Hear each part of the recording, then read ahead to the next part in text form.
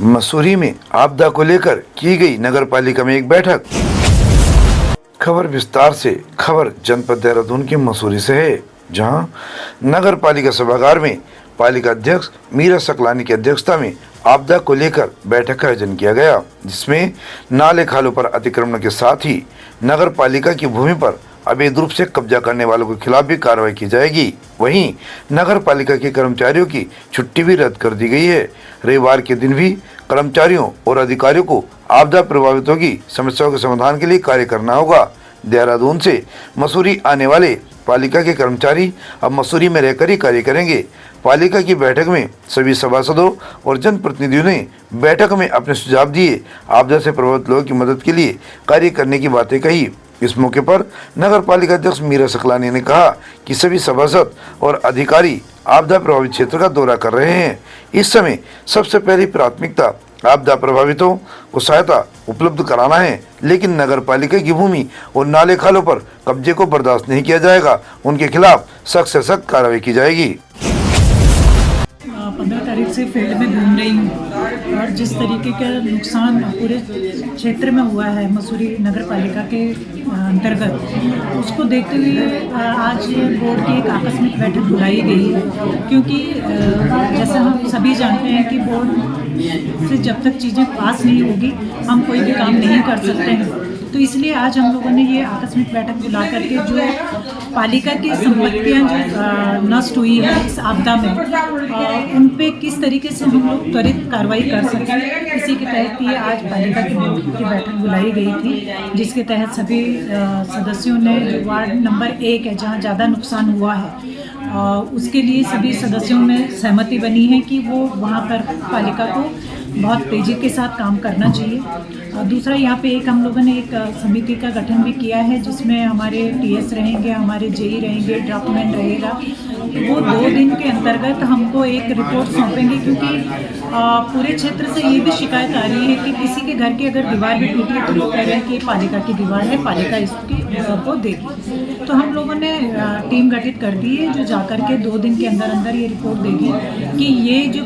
जो भी परिसंपत्तियाँ नष्ट हुई है वो किसकी हुई है, किसी विभाग की है, पालिका की है या प्राइवेट प्रॉपर्टी है। तो जिसकी भी होगी उस विभाग को भी सूचित किया जाएगा, उसको निर्देशित किया जाएगा कि वहाँ पे उसकी मरम्मत की जाए।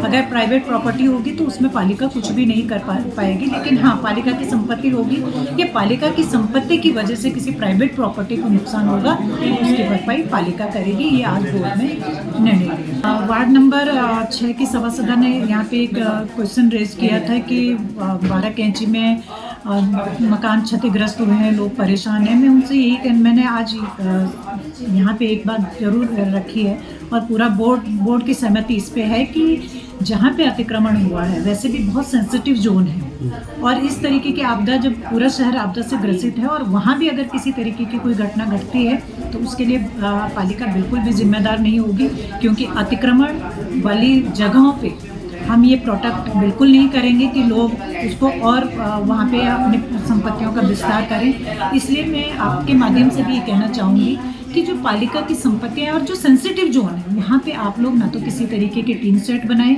ना घर बनाएं, ना रहने की कोशिश करें, क्योंकि अगर कल के दिन किसी तरीके का नुकसान होगा तो उसकी जिम्मेदारी उन व्यक्तियों की खुद की। बोर्ड ने भी ये तय कर लिया है कि खाली नालों को चिन्हित करके जिसका भी जहाँ पे जो कब्जा है उसको हटाना है, उसको उस नाले को खुलवाना है, क्योंकि नाले चौक होने की वजह से ही आज इतनी बड़ी आपदा को अंजाम मिला है।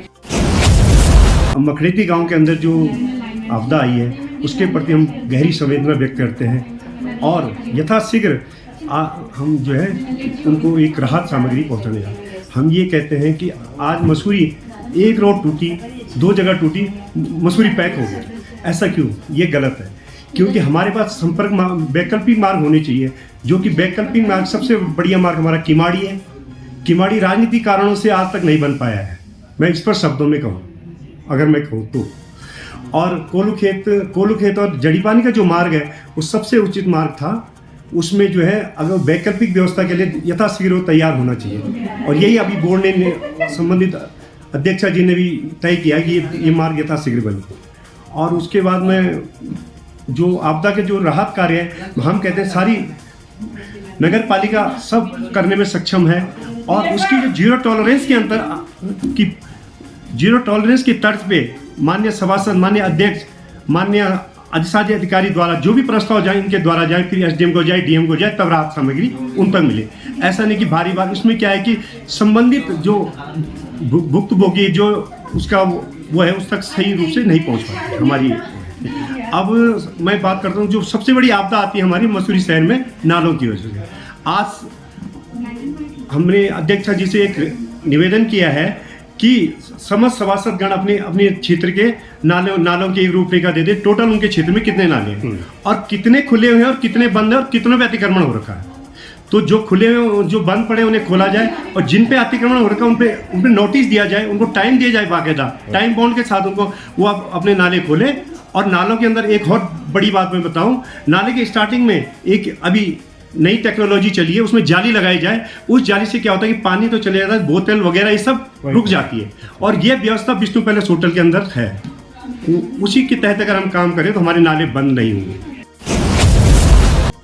जी, ये आपदा मैं जिस तरीके से देखता हूँ कि पूरे मसूरी शहर के लिए एक बहुत बड़ी सीख ये छोड़ के चला गया है कि जिस तरीके की एक रात इतनी बारिश हुई और जिस तरीके उसने तबाही पूरे क्षेत्र में मकड़ैती गांव से लेके बालोगंज से लेके मचाई है। ये बहुत बड़ी सीख मसूरी शहर के लिए लेनी चाहिए।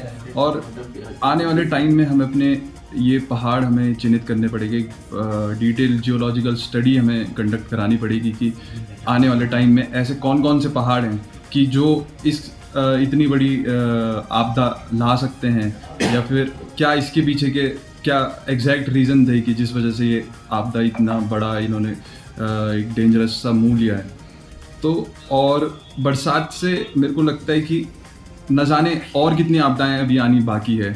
और क्योंकि जिस तरीके से क्लाइमेट चेंज, ग्लोबल वार्मिंग अपना रूप ले रही है, तो अभी और भी आपदाएं आने को बाकी है। और बरसात से पहले मुझे लगता है कि मसूरी शहर में एक मॉक ड्रिल हमें ज़रूर से कंडक्ट करानी चाहिए कि आम जनता प्रिपेयर्ड रहे कि ऐसी कोई भी कभी नौबत आती है तो उसमें कोई भी कि किस तरीके से इवैक्यूएशन हमने कंडक्ट कराना है और कोई भी किसी भी जान का हमें लॉस ना हो, चाहे फिर वो पशु पक्षी हो, चाहे इंसान हो, चाहे हमारे भवन हो, कोई भी जितने ज़्यादा से ज़्यादा हो सके हम नुकसान डैमेज कंट्रोल कर सकें।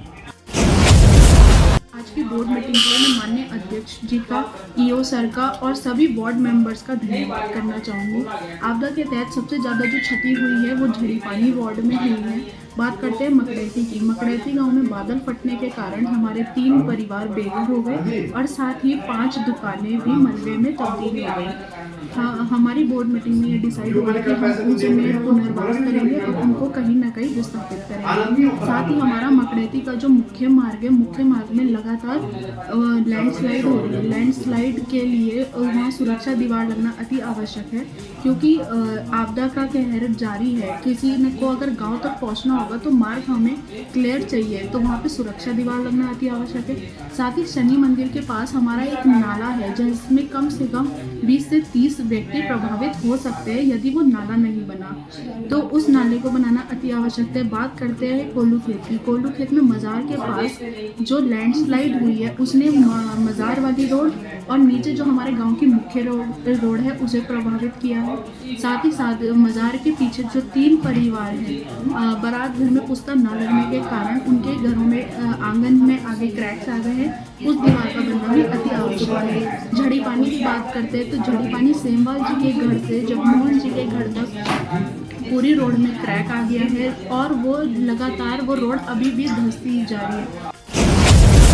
सबसे पहले तो मैं कहना चाहूँगी कि आज की जो बोर्ड बैठक रही है वो इमरजेंसी बेसिस पे रखी गई थी। जिस तरीके का आप देख रहे हैं कि आपदा से मसूरी पहली बार जो है इतनी बड़ी आपदा मसूरी में आई और बादल फटे हैं और काफ़ी नुकसान, जान माल का भी नुकसान हुआ है मकड़ैत गाँव में। तो इस विषय पर आज जो है नगर पालिका में बैठक रखी गई थी, जिसमें सभी वार्डों में जो जो आपदाएँ आई हैं सभी ने अपने बातों को रखा और सामूहिक रूप से एक मत बनाया कि वार्ड नंबर 1 में जो आपदा आई है उसे प्राथमिकता पर लेके जो है कार्य पहले वहाँ पर पूरा किया जाए और जो भी आपदाग्रस्त लोग हैं उनको राहत पहुँचाई जाए। ये अध्यक्ष महोदय ने और ये अधिशासी अधिकारी जो हमारे हैं उन्होंने ये निर्णय लिया है कि जितने भी अधिकारी हैं वो मसूरी में ही स्टे करें और इस तरीके की आपदा का माहौल एक बना हुआ है, लगातार बारिश हो रही है, तो कभी भी किसी भी तरीके की ज़रूरत जो है वो पड़ सकती है क्षेत्र में, तो अधिकारियों को यहीं पर रहने का जो है निर्देश दिए गए हैं। इसी क्रम में मेरे वार्ड नंबर 2 में जो है काफ़ी जगहों पर पुश्ते भी गिरे हैं, जिसकी मैंने बात अध्यक्ष महोदय के और ये अधिशासी अधिकारी महोदय के सामने रखी है। और एक हमारे मौसी फॉल का जो रास्ता है वो बहुत ज़्यादा उसमें आपदा होने के चांसेस हैं, क्योंकि वो पूरा जो रोड है वो धंस रही है और हमारे कैंतुरा जी वहाँ पर रहते हैं, उनका मकान जो है वो धंसने की कगार पर है। तो ये भी जो है मैंने अधिकारियों के संज्ञान में डाली है कि कोई आपदा होने से पहले जो है उस पर कार्य। मसूरी से परिपाटी न्यूज़ टीम के साथ भरत लाल की एक खास रिपोर्ट। हमसे जुड़े रहने के लिए हमारे चैनल को सब्सक्राइब करना ना भूलें